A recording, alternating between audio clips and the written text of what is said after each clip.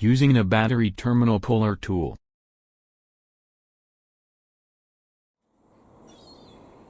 Place the hooks under the battery terminal.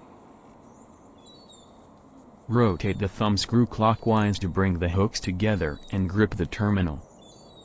Then rotate the center screw clockwise to push down on the battery post and lift the terminal. Now let's see the tool in action.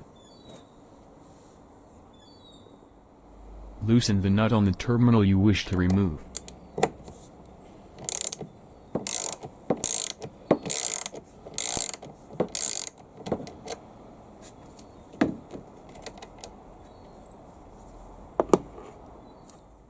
Place the hooks under the terminal. Tighten the thumb screw.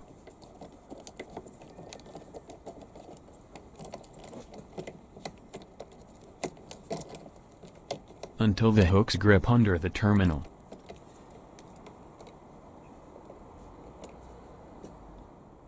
Then rotate the center screw clockwise to push down on the battery post and lift the terminal.